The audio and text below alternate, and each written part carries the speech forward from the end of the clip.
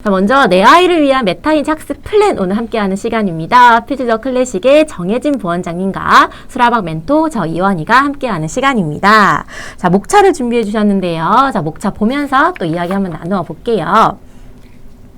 자, 먼저 엄마의 메타인지 학습 플랜이란 무엇인지 짚어주실 거예요. 그리고 나서 우리 엄마생들께서도 늘 궁금해하는 부분인데요. 우리가 좀 고민해 볼 것이 있는데 프로그램과 그 시작 시기 네, 이야기 나눠보고 도대체 메타인지 학습 플랜이 왜 필요한지 얘기해 주실 거고요. 그리고 아이에 대한 엄마의 메타인지를 평가하는 방법 중요한 이야기네요. 네. 그리고 아이에 대한 엄마의 메타인지를 기르는 습관 알려주실 거고요. 내 아이를 위한 로드맵, 수학 로드맵이죠. 네. 그리고 아이의 학습 메타인지 높이는 팁을 알려주실 거고요. 너무너무 또 중요한 이야기입니다. 늘 해주시는 질문들이 있는데요. Q&A 준비해 주셨어요. 네. 네. 자, 먼저 이 엄마의 메타인지 학습 플랜이란 무엇인지가 너무 궁금합니다. 엄마의 메타인지 플랜이라는 건 내 아이의 타고난 능력과 기질을 정확히 파악해야만 그러니까 엄마의 아이에 대한 모니터링 능력을 키우는 거예요. 네. 그래서 아이의 장점과 단점을 자각하고 장점은 더 향상시키고 단점을 꾸준히 보완하기 위한 엄마의 플랜이라고 할 수 있어요. 네. 그러니까 모니터링 능력을 키워서 엄마가 아이를 잘 컨트롤할 수 있는 네. 능력을 키우는 거예요. 한마디로 네. 우리 아이를 잘 파악하기 위한 엄마의 플랜이라고 할 수 있어요. 나 자신도 잘 알아야겠지만 그렇죠. 내 아이도 잘 알아야 하는 거죠. 맞습니다. 네. 그리고 제가 오늘 이 주제를 준비한 이유는 이 플랜을 제가 최근에 저희 아이한테 적용해 봤는데 아이를 지도하는 스트레스도 굉장히 줄어들고 그리고 계획적으로 학습을 시킬 수 있어서 아이도 공부하면서 행복해지고 저도 굉장히 안정적으로 아이를 지도할 수 있게 됐어요. 와, 그래서 이걸 함께 얘기를 나눠보고 싶어서 준비했습니다. 네, 그 생생한 이야기 잘 부탁드립니다. 자, 먼저 우리가 고민해볼 프로그램과 그 시작 시기가 있는데요. 자, 놀이 수학이 있는데 일단 물리적 지식? 이 물리적 지식이 과연 무엇인가요? 제가 오늘 말씀드릴 이 플랜이 유아기와 초등학교 저학년들에 해당하는 이제 엄마의 학습 플랜에 대해서 집중적으로 말씀을 드릴 텐데 이 시기에 우리 친구들이 공부할 수 있는 수학을 공부했을 때 얻어지는 지식이 대표적으로 세 가지가 있어요.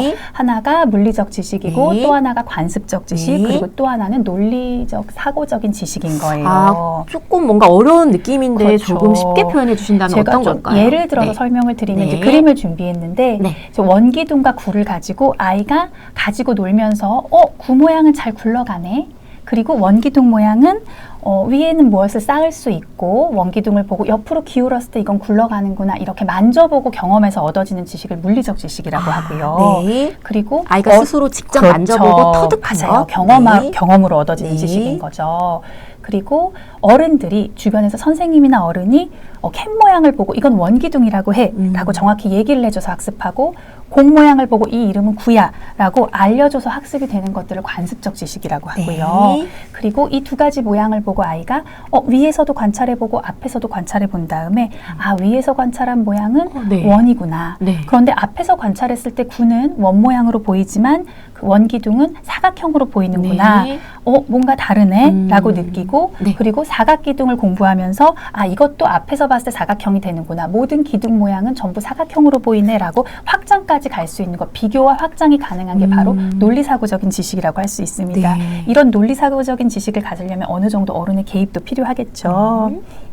그래서 이런 세 가지 지식이 있는데 어머님들 처음에 이제 고민하시는 프로그램 중에 놀이수학 많이 고민하세요. 그리고 저한테 상담하실 때도 최근에 제가 이런 질문을 받았어요. 1학년 학생인데 아무래도 어렸을 때 교구 수학을 너무 알려주지 않았기 때문에 넣어주지 못했기 때문에 우리 아이가 돌리기 뒤집기를 잘 못하는 것 같다. 예를 들어 도형에 대해서는 그러실 수 있죠. 그렇게 고민을 하셔요. 그런데 놀이수학의 장점은 수학학습을 처음에 시작할 때 즐거움을 주고 어느 정도 공감각을 향상시켜주는 분명히 효과가 있거든요. 그런데 오랫동안 경험을 해봤을 때 굉장히 장기적인 학습 효과가 있다기보다는 이제 놀이에서 끝나는 경우도 있고 어느 정도 공감각은 향상시켜주지만 굉장히 높은 공감각, 중학교 예를 들어 정말 수학이 필요한 중등에 필요한 공감각 능력을 향상시켜주는 데는 한계가 있어요.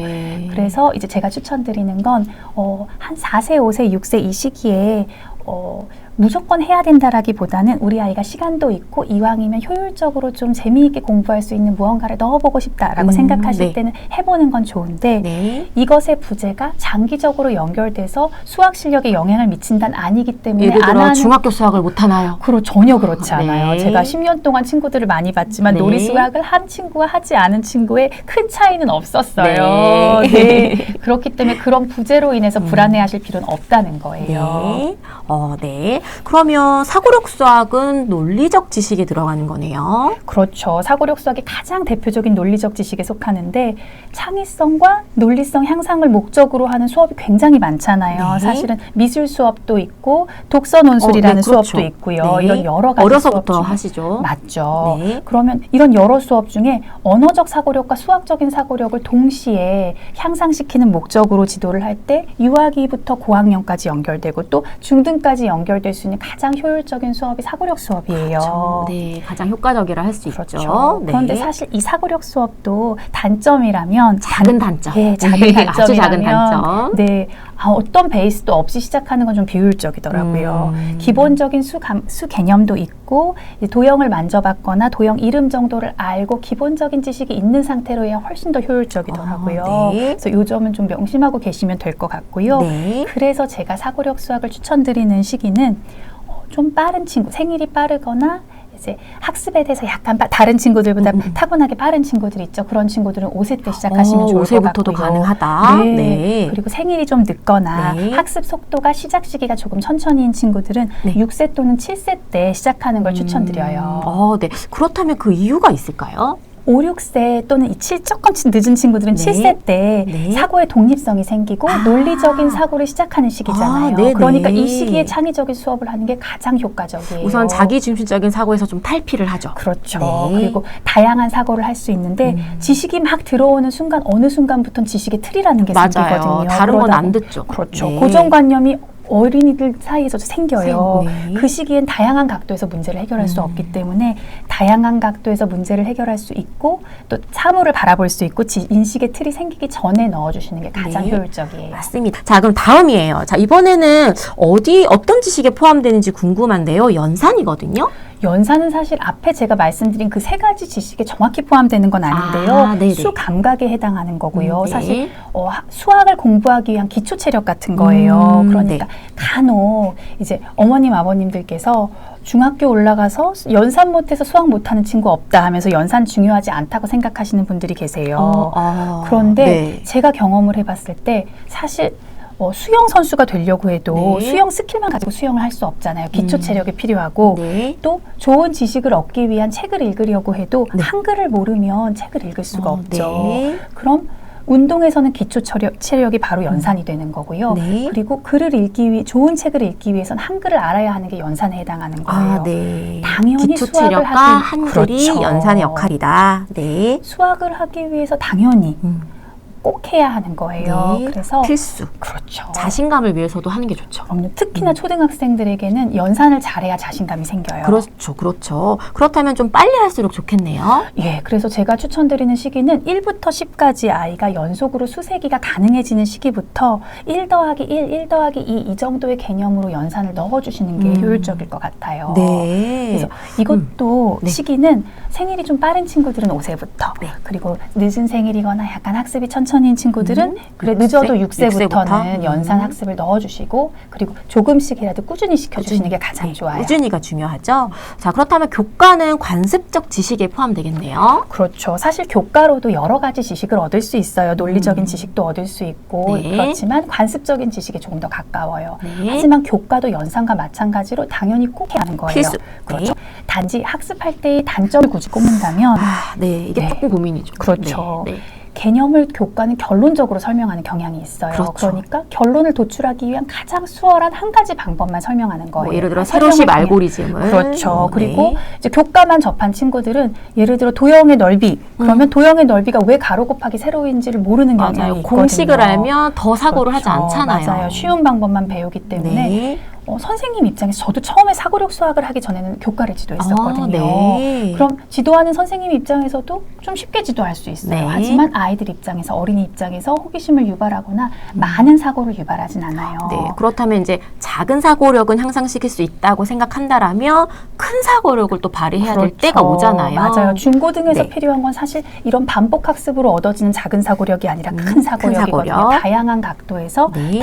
다양한 방법으로 문제를 접근하는 사고력을 기울이려면 아무래도 교과만 해서는 역부족이다 생각이 들어요. 네. 그렇다면 교과를 또 선행으로 만약에 시작한다면 보통 교과를 언제 시작해요라고 물어보시면 교과를 재진도로 시작하시는 게 아니라 선행을 많이 생각하시는 그렇죠. 거거든요. 네네.